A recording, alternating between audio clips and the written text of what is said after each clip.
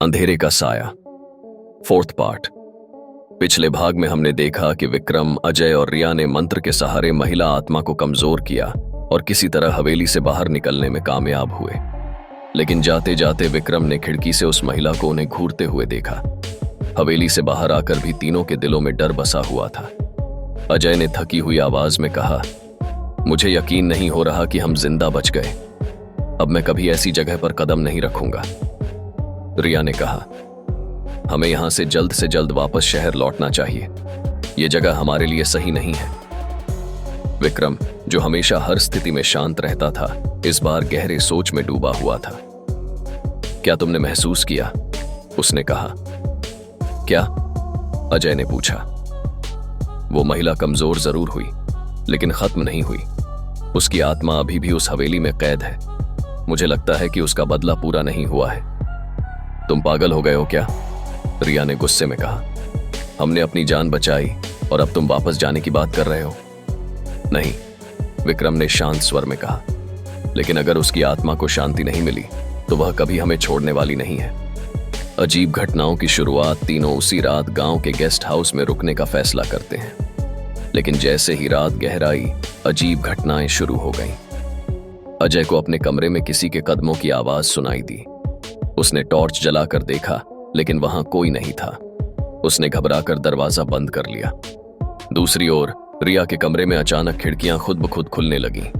हवा इतनी तेज थी कि कमरे की सारी चीजें गिरने लगीं। उसने डर कर चिल्लाया, लेकिन जब तक विक्रम और अजय उसके पास पहुंचे, सब कुछ सामान्य हो चुका था। यह आत्मा हमें नहीं छोड़ेगी, विक्रम ने गंभीर स्वर में कहा। हमें इसका सामना करना ही होगा।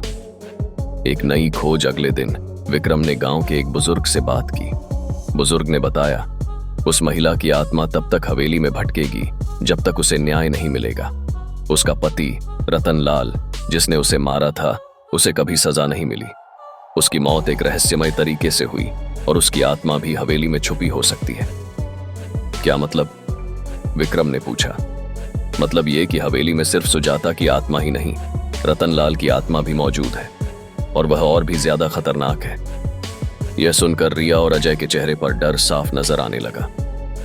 हमें वापस जाना होगा, विक्रम ने कहा। हमें दोनों आत्माओं का सामना करना होगा और उनकी कहानी का अंत करना होगा। फिर से हवेली में तीनों ने हिम्मत जुटाई और रात के समय फिर से हवेली में कदम रखा। इस बार हवेली और भी खौफनाक लग रही थी। चारों ओर अंधेरा, ठंडी हवा और दीवारों से अजीब सी आवाजें आ रही थीं। जैसे ही वे मुख्य हॉल में पहुंचे, एक भयानक दृश्य उनके सामने उभरा। सुजाता की आत्मा और रतनलाल की आत्मा आमने सामने खड़ी थीं। दोनों के बीच भयानक लड़ाई चल रही थी। यह क्या हो रहा है? रिया ने घबराकर पूछा। विक्रम ने समझाया, यह सुजाता का बदला है, लेकिन अगर रतनलाल की आत्मा जीत गई तो हम यहां से जिंदा नहीं निकल पाएंगे। हमें सुजाता की मदद करनी होगी। कैसे? अजय ने घबराते हुए पूछा। विक्रम ने उस पुराने मंत्र को दोहराना शुरू किया, लेकिन इस बार मंत्र काम नहीं कर रहा था। तभी रिया ने दीवार पर एक पुराना चाकू देखा। यह चाकू सुजाता का हो सकता है, रिया ने कहा। शायद इसी से उसे न्याय मिलेगा। रिया ने चाकू उठाया और सुजाता की आत्मा की ओर बढ़ाया। तुम्हें इसका इस्तेमाल करना होगा। यह तुम्हारे न्याय का हथियार है। सुजाता की आत्मा ने चाकू लिया और रतनलाल की आत्मा पर हमला कर दिया। एक भयानक चीख के साथ रतनलाल की आत्मा गायब हो गई। हवेली में एक पल के लिए शांति छा गई। सुजाता की आत्मा ने विक्रम, रिया और अजय की ओर देखा और कहा, अब मैं आजाद हूं, धन्यवाद। और फिर वह भी धीरे धीरे गायब हो गई। अंत में तीनों ने चैन की सांस ली और हवेली से बाहर आ गए। इस बार खिड़की से कोई उन्हें नहीं देख रहा था। शायद अब यह जगह शांत हो जाएगी, विक्रम ने कहा। लेकिन क्या सचमुच सब खत्म हो गया था? हवेली अब भी अपनी जगह खड़ी थी, अपने भयानक अतीत के साथ।